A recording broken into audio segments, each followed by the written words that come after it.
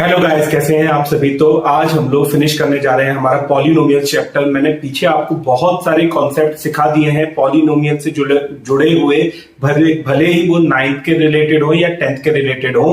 तो बहुत रिसर्च करने के बाद 14 अप्रैल को सीबीएसई ने फिर से एक नया सिलेबस इंक्लूड कर दिया है, जिसमें उसने बहुत सारी चीजें हटा दी हैं, जैसे आइडेंटिटीज भी I could not see in the syllabus. However अगर कंफर्म हो जाता है कि आइडेंटिटीज फिर से आने वाली हैं तो मैं आपको उसका एक सेपरेट लेक्चर दोबारा से करवा दूंगा।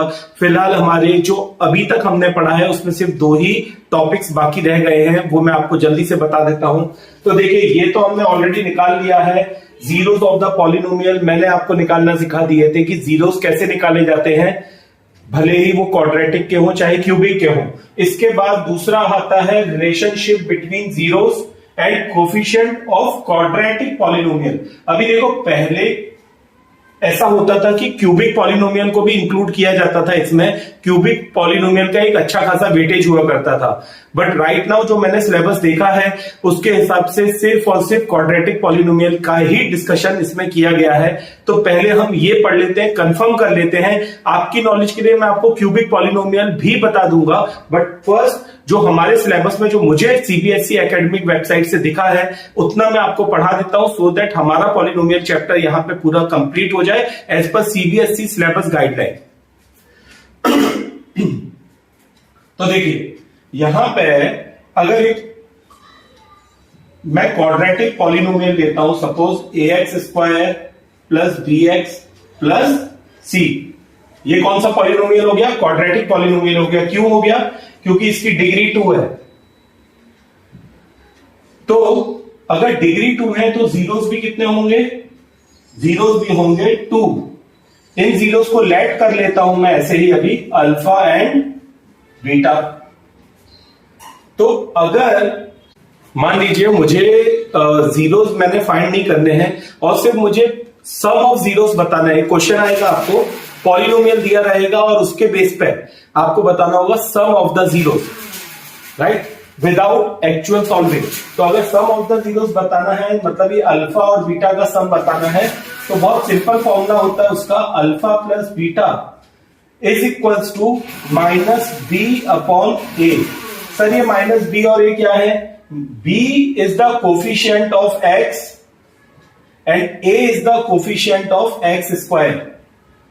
तो अगर कोई भी क्वाड्रेटिक पॉलिनोमियल आपको दिया है और आपको सम ऑफ द जीरोस, सिर्फ सम ऑफ द जीरोस निकालने आया, तो आपको उसको पूरा सॉल्व करने की जरूरत नहीं है, आप डायरेक्टली यहां से निकाल सकते हो। सपोज कोई ऐसा दिया हुआ है, हमें क्वाड्रेटिक पॉलिनोमियल दिया है, ठीक है,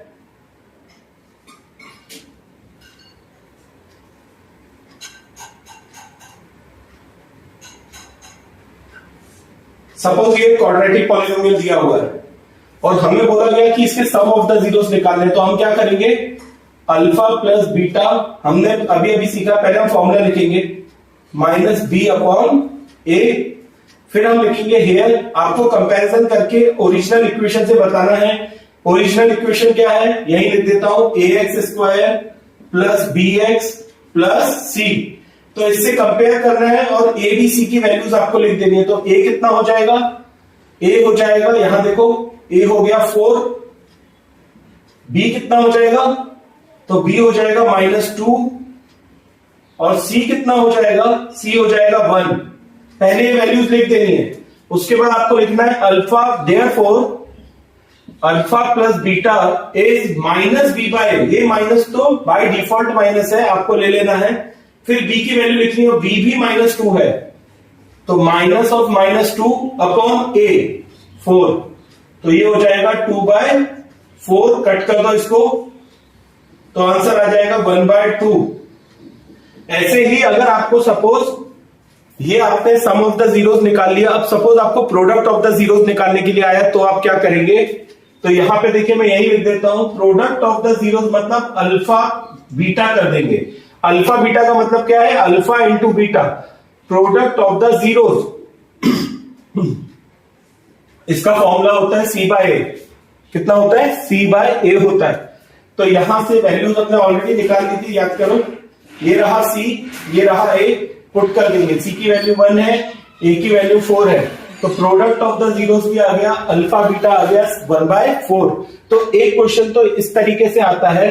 अब हम ये बहुत इंपॉर्टेंट काम करने वाले, रिलेशनशिप निकालने वाले between zeros and the coefficients of quadratic polynomial. ये रहे कोफिशिएंट ए बी और ये सी कांस्टेंट है, तो ए और बी कोफिशिएंट है, सी कांस्टेंट है, इनके और क्वाड्रेटिक पॉलिनोमियल के बीच में जीरोस के बीच में रिलेशनशिप हमें निकालनी है। तो let us do it that also. तो देखिए जैसे कि ये क्वेश्चन आ गया, आपको ये क्वाड्रेटिक पॉलिनोमियल दिया हुआ है और क्वाड्रेटिक पॉलिनोमियल में क्वेश्चन है कि relationship between zeros and coefficients of quadratic polynomial, ये आपको बतानी है। तो अभी मैंने रिलेशनशिप तो आपको बता ही दी, रिलेशनशिप, और साथ साथ में आपको ये भी बता दिया कि कोफिशिएंट्स क्या क्या है। तो यहां देखो, अगर मैं इसको ओरिजिनल इक्वेशन से कंपेयर करूंगा, ax² plus bx plus c, तो यहां से आपको एक चीज मिल जाएगी, वो है कोफिशिएंट्स। a जो है वो कोफिशिएंट है x² का, यहां पे कुछ नहीं है मतलब 1 है, तो a की वैल्यू 1 हो गई। देन b जो है वो कोफिशिएंट है x का, तो b देखो यहां भी कुछ नहीं है मतलब यहां भी 1 होगा, तो b की वैल्यू भी 1 हो गई। और c मैंने आपको बार बार बताया कि एक कांस्टेंट है, तो c की वैल्यू हो गई -6। नाउ हमें क्या करना है, ये हमने इनकी वैल्यूज निकाल दी, ठीक है। अब हमें पहले इनके अल्फा प्लस बीटा मतलब सम ऑफ द जीरोस निकालना है। अल्फा प्लस बीटा क्या हो जाएगा, -b/a, तो -1/1, that means it is -1 only, and alpha beta is c/a, तो c/a is c is -6/1, that is -6 only। तो देखो ये रिलेशनशिप हमने निकाली जीरोस के बीच में और कोफिशिएंट्स के बीच में, क्योंकि जीरोस हमने क्या माने थे, ये रहे हमारे zeros alpha plus beta and alpha beta. तो यहां पे जीरो वाला पार्ट इंक्लूड हो गया और यहां पे कोफिशिएंट वाला पार्ट इस फॉर्मूले में इंक्लूड हो गया, ये रहा देखिए आपके सामने। तो ये इनके बीच का रिलेशन है। पर कभी कभी क्या बहुत बार ऐसा पूछा जाता है कि इनके बीच की रिलेशनशिप को आपको वेरीफाई करना है, इनके बीच के रिलेशनशिप आपको वेरीफाई करना है। तो आप क्या करेंगे, देखो आप ओरिजिनली यहां से पहले इसके जीरोस निकालेंगे। आपने alpha plus beta alpha beta तो निकाल लिया, अब आपको इसके जीरोस निकालने हैं और जीरोस निकालने के लिए इसको आपको सॉल्व करना पड़ेगा by splitting the middle term, क्योंकि ये क्वाड्रेटिक पॉलिनोमियल है। तो यहां पे मैं जल्दी से लिख देता हूं, फिर से लिख देता हूं। हमने यहां पे क्या किया, हमने यहां पे कोफिशिएंट्स निकाल लिए और अल्फा प्लस बीटा और अल्फा बीटा की वैल्यू निकाल ली, रिलेशनशिप निकाल ली। तो alpha plus beta is -b/a मतलब -1/1, और अल्फा बीटा इज c/a -6/1, तो -6। ये जीरोस का सम और मल्टीप्लिकेशन आ गया। अब हम इस इक्वेशन को सॉल्व करेंगे। याद करो स्प्लिटिंग द मिडिल टर्म से सिखाया था मैंने आपको सॉल्व करना। 6 के फैक्टर्स निकालेंगे। 6 के क्या क्या फैक्टर हो सकते हैं, एक तो 1 × 6 हो सकता है, और क्या हो सकता है 2 × 3 हो सकता है। अब इसके अलावा और कोई फैक्टर नहीं है इसके, इनको हमें ऐड और सब्ट्रैक्ट करके चेक करना है कि हमें मिडिल टर्म मतलब 1 वैल्यू मिलेगी किससे। तो 1 + 6 करेंगे 7 नहीं चाहिए हमें, यहाँ 1 चाहिए। 6 में से 1 माइनस करेंगे 5 मिलेगा, 5 भी नहीं चाहिए, तो ये वाला ऑप्शन तो रिजेक्ट हो गया। इसमें अगर हम ऐड करेंगे तो 2 + 3 करेंगे तो 5 मिलेगा, 5 नहीं चाहिए। हाँ, पर 2 और 3 को सब्ट्रैक्ट करेंगे तो 1 मिलेगा, और 1 पॉजिटिव है मतलब 3 - 2 करना पड़ेगा, ना कि 2 - 3। अगर -1 चाहिए होता तो हम ये वाला कॉम्बिनेशन देते, पर ये तो चाहिए ही नहीं है, तो हम इस कॉम्बिनेशन से आगे बढ़ेंगे। तो कौन सा कॉम्बिनेशन ले लिया है हमने, 1x लाना है, तो 3x - 2x वाला। फर्स्ट टर्म वैसा ही रहेगा, लास्ट टर्म वैसा ही रहेगा, मिडिल टर्म स्प्लिट हो जाएगा 3x - 2x में। बस इसके बाद पेयरिंग कर लेनी है। पेयरिंग करने के बाद इन दोनों में से x, सिर्फ x ही कॉमन है, तो x ले लेंगे, अंदर बचेगा x + 3। थर्ड टर्म जो है ना, ये वाले पेयरिंग करते समय याद रखना, अगर थर्ड टर्म निगेटिव होता है, बहुत इंपॉर्टेंट कॉन्सेप्ट सिखाने जा रहा हूं, याद रख लीजिए। अगर थर्ड टर्म नेगेटिव होता है स्प्लिटिंग द मिडिल टर्म करते समय, तो हमेशा माइनस साइन को ही बाहर लिया जाता है कॉमन में, और उसके साथ साथ 2 भी है कॉमन, क्योंकि देखो 6 भी आता है 2 की टेबल में। तो -2 कॉमन ले लिया तो अंदर ऑटोमेटिकली x प्लस 3 बचेगा, क्योंकि दोनों नेगेटिव नंबर है, आपने नेगेटिव बाहर ले लिया तो अंदर दोनों पॉजिटिव हो जाएंगे। अब इसकी पेयरिंग में से देख लो x प्लस 3 कॉमन दिख रहा है, तो x प्लस 3 यहां कॉमन रख दिया, बचेगा क्या, x माइनस 2 बच जाएगा। ये जीरोस निकाल लेंगे इनके अभी, तो x प्लस 3 इक्वल टू 0 कर देंगे, x माइनस 2 इक्वल टू 0 कर देंगे, तो x की वैल्यू कितनी आ गई, -3 आ गई, और यहां से कितनी आ गई, -2 वहां जाएगा तो +2 हो जाएगा, तो 2 आ गई। ट्रांसपोजिंग कर दिया मैंने, +3 को यहां लेके गया, -2 को यहां लेके गया। अब ये जो x मिला है ना, this is nothing but alpha and beta only, क्योंकि ये जीरोस ही है, तो चलो इनका सम ऑफ जीरोस कर लेते हैं। सम ऑफ जीरोस जो हमने निकाला तो वो हो जाएगा -3 + 2 विच इज -1, एंड इनका प्रोडक्ट भी कर लेते हैं, प्रोडक्ट ऑफ जीरोस, तो वो हो जाएगा -3 × 2 मतलब -6। अब इसको हम कंपेयर कर लेते हैं हमारे रिलेशनशिप वाले फॉर्मूले से, तो अल्फा प्लस बीटा हमने निकाला था, देखो -1 आया था, और अल्फा बीटा निकाला था वो -6 आया था, और हमारा सम भी -1 आया है और प्रोडक्ट भी -6 आया है। तो अगर वेरिफिकेशन वाला क्वेश्चन आ गया तो यहां लिख देना हेंस वेरीफाइड। ये relationship between zeros and coefficients हो गया of quadratic polynomial. I hope आपको ये अच्छे से समझ में आ गया है। तो बेसिकली इसमें क्या है, देखो बच्चे किस किस में कंफ्यूज होते हैं, सर ये अल्फा बीटा क्या है, अल्फा बीटा कहां से आ गया।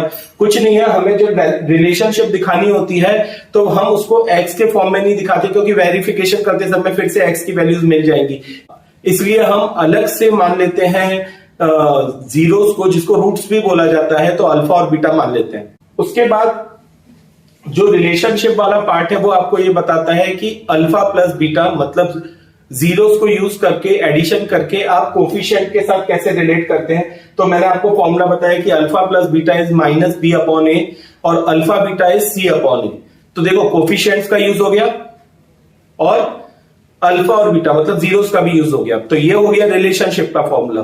अब वेरिफिकेशन करने आता है तो पहले क्या करने का, पहले ओरिजिनल क्वाड्रेटिक इक्वेशन सॉल्व करनी होती है, और ओरिजिनल क्वाड्रेटिक इक्वेशन सॉल्व करने के बाद उससे जो जीरोस निकल के आए उनको ऐड करना है और उनको प्रोडक्ट करना है, और फिर उसको अल्फा प्लस बीटा और अल्फा बीटा से कंपेयर करके देखना है कि क्या हमारे दोनों तरफ आंसर मैच हो रहे हैं कि नहीं हो रहे हैं।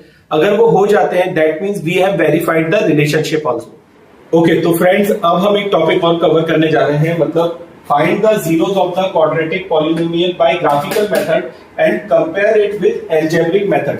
तो अभी हम एक क्वाड्रेटिक पॉलिनोमियल लेंगे, उसको ग्राफिकल मेथड से सॉल्व करके कैसे जीरोस फाइंड करते हैं वो मैं आपको बताऊंगा, और फिर हम उसको अलजेब्रिक मेथड से भी सॉल्व कर लेंगे, और अलजेब्रिक मेथड से सॉल्व करने के बाद उन दोनों को कंपेयर करेंगे कि भैया जो ग्राफिकल मेथड से जीरोस निकाले और अलजेब्रिक मेथड से निकाले वो सेम आए हैं या अलग अलग आए हैं। तो फ्रेंड अभी अलजेब्रिक मेथड तो हमें सबको आ गया। सपोज ये एक इक्वेशन है, मैंने सिंपल इक्वेशन इसलिए लिया है क्योंकि अभी मैं आपको ग्राफिकल मेथड सिखाने वाला हूं, और ग्राफिकल मेथड में हमें कार्टेशियन प्लेन में ड्रॉ करना पड़ेगा, ग्राफ प्लॉट करना पड़ेगा, और उसके बेस पे हमें जीरोस निकालने रहेंगे। That is why I have taken easy values. तो सपोज ये एक इक्वेशन है और ग्राफिकल मेथड से इसके जीरोस कैसे फाइंड आउट करेंगे वो मैं आपको सिखाने जा रहा हूं अभी। तो सबसे पहले हम क्या करेंगे, जो भी क्वाड्रेटिक पॉलिनोमियल दिया हुआ है उसको हम इक्वल टू y कर देंगे, y इज अ फंक्शन, तो y को हमने इक्वेट कर दिया। अब हम क्या करेंगे, अब हम इसको पहले एक ग्राफिकल टेबल बनाएंगे लाइक दिस। ये मैंने टेबल बनाई, x और y लिख देंगे। अब आपको क्या करना है कि x की वैल्यूज पुट करनी है, और उस पर जो भी वैल्यू इस पूरे फंक्शन की आती है वो y की वैल्यू हो जाएगी। सपोज जैसे कि x की वैल्यू हमने 1 डाली फॉर एग्जांपल, तो यहां पे देखो फटाफट साइड में ही सॉल्व कर लेते हैं। 1 स्क्वायर x की जगह 1 डाला, माइनस x है तो वहां 1 डाल देंगे, -2, 1 - 1 0 हो जाएगा, -2 रह जाएगा, तो y की वैल्यू -2 हो जाएगी जब x की वैल्यू थी कितनी, 1। अब एक बार -1 डाल देते हैं, चलो तो एक वैल्यू x की -1 डाल दी, तो यहां पे साइड बाय साइड सॉल्व कर लेते हैं। -1 का स्क्वायर माइनस ऑफ -1, एक्स की जगह -1 पुट कर रहा हूं, -2, -1 का square is 1 only, -1 into -1 plus 1 -2, तो that means 2 - 2 which is equal to 0। तो जब हमने x की वैल्यू -1 डाली तो y की वैल्यू कितनी आ गई, 0 आ गई। अब सपोज दूसरी वैल्यूज डाल देते हैं, यहां पे दूसरी वैल्यू डाल देते हैं। तो x की वैल्यू हमने डाल दी, सपोज 0 डाल दी। इजी है ना, मैं इजी वैल्यूज डालते जाऊं। तो 0 वैल्यू डाल दी, तो y की वैल्यू कितनी हो जाएगी, 0 स्क्वायर 0 ही होता है, -0 -2, तो y की वैल्यू आ गई -2 व्हेन x की वैल्यू क्या थी, 0 थी। तो यहां पे लिख देते हैं -2। सर 2-3 वैल्यू से काम नहीं चलेगा, चल तो जाएगा, 3 वैल्यू से भी काम चल जाएगा, बट थोड़ी और ले लेने की, क्योंकि इक्वेशन इजी दी हुई है तो थोड़ी और 1-2 ले लो, कितना टाइम जाएगा, हार्डली फ्यू सेकंड्स में हो जाता है। तो चलो एक और वैल्यू ले लेते हैं, अभी यहां पे हम 2 ले लेते हैं। तो x की वैल्यू मैंने 2 ली है, तो 2 का स्क्वायर -2 ठीक है। तो x की वैल्यू 2 ली है, 2 का स्क्वायर क्या हो जाएगा, 4 हो जाएगा, माइनस ऑफ ये 2 हो जाएगा -2 और -2, तो 4 - 4 मतलब की वैल्यू कितनी आ गई, y की 0 आ गई। तो x की वैल्यू कितनी ली, x की वैल्यू 2 ली, तो y की वैल्यू कितनी आई, 0 आ गई। देखो आप, -1 पे भी 0 आई थी, 2 पे भी 0 आ गई। अब सपोज एक और ले लेते हैं, -2 ले लेते, चलो। तो x की वैल्यू अब मैं लेने जा रहा हूं -2, तो -2 का square minus of -2 -2, this implies -2 का स्क्वायर तो +4 होगा। माइनस नंबर का स्क्वायर हमेशा पॉजिटिव होता है, जिनको नहीं पता है ध्यान रखना। माइनस ऑफ माइनस, ये वाला भी प्लस हो जाएगा, और -2, तो 2 - 2 0 हो जाएगा, तो आंसर आ जाएगा 4।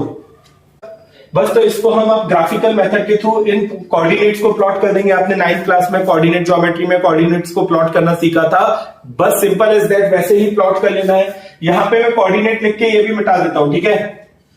तो कोऑर्डिनेट क्या आ गए अपने, फर्स्ट कोऑर्डिनेट आ गया -1, 2, सेकंड कोऑर्डिनेट क्या आ गया, -1, 0, यहां लिखते जाते हैं, -1, 0। थर्ड कोऑर्डिनेट क्या आया, 2, 0, और फोर्थ कोऑर्डिनेट क्या आया, -2, 4। ये कोऑर्डिनेट्स आ गए। अब इसको प्लॉट करेंगे हम 1 बाय 1। तो लेट अस डू इट। देखो सबसे पहले एक आपको कार्टेशियन प्लेन बनाना है। कार्टेशियन प्लेन का मतलब क्या होता है, ऐसा प्लेन होता है जिसमें पॉजिटिव एक्स एक्सिस होती है, नेगेटिव एक्स एक्सिस होती है। ये पॉजिटिव एक्स एक्सिस हो गया, ये नेगेटिव एक्स एक्सिस हो गया, फिर पॉजिटिव वाई एक्सिस होती है, थोड़ा तक जाने देते हैं। तो ये पॉजिटिव वाई एक्सिस हो गई, ये नेगेटिव वाई एक्सिस हो गई। क्लास 9th में आपने सीखा ही ऑलरेडी। इस पॉइंट को, इनके इंटरसेक्शन पॉइंट को ओरिजिन बोलते हैं, जो 0, 0 होता है। तो पहले नंबरिंग कर देते हैं यहां पे हम 1, 2, 3, 4, 5, यहां भी कर देते हैं -1, -2, -3, -4, -1। सर ये हमेशा 5 तक लेना है क्या, नहीं, हमारी जो डिजायर्ड वैल्यूज है एक्स और वाई की, उसके हिसाब से आपको ग्राफ ले लेना है।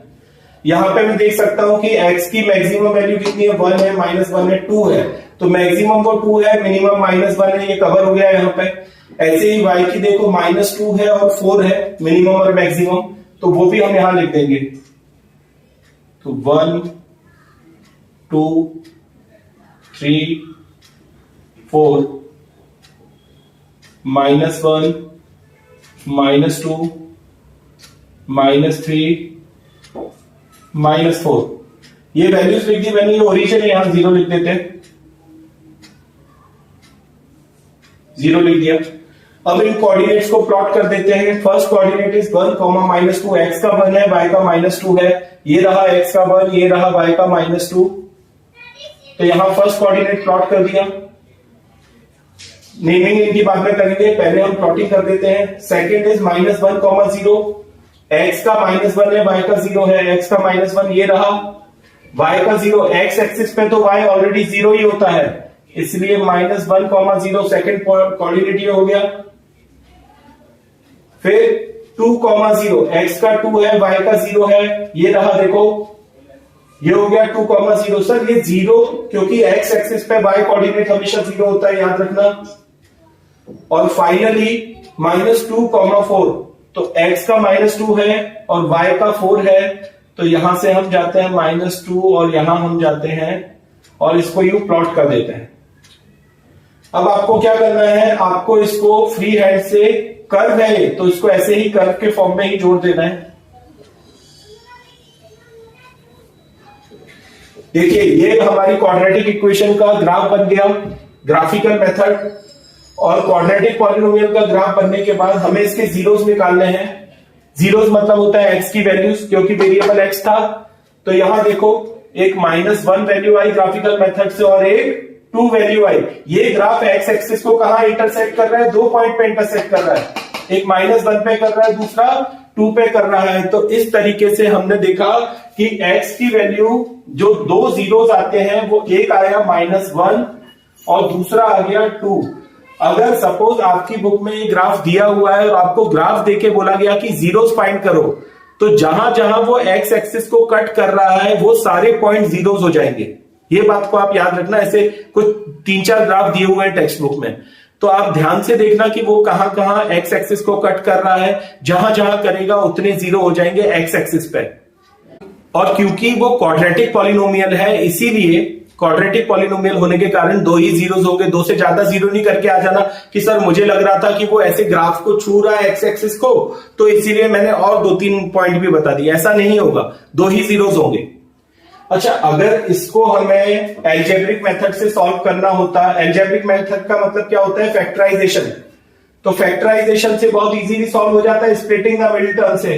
सब कुछ मैं नहीं करूंगा, आप खुद कर लेना। स्प्लिटिंग द मिडिल टर्म से इसको सॉल्व करना, स्प्लिटिंग द मिडिल टर्म से ये इजीली सॉल्व हो जाएगा। या फैक्टराइजेशन, अगर परफेक्ट स्क्वायर होगा तो फैक्टराइजेशन भी हो जाएगा।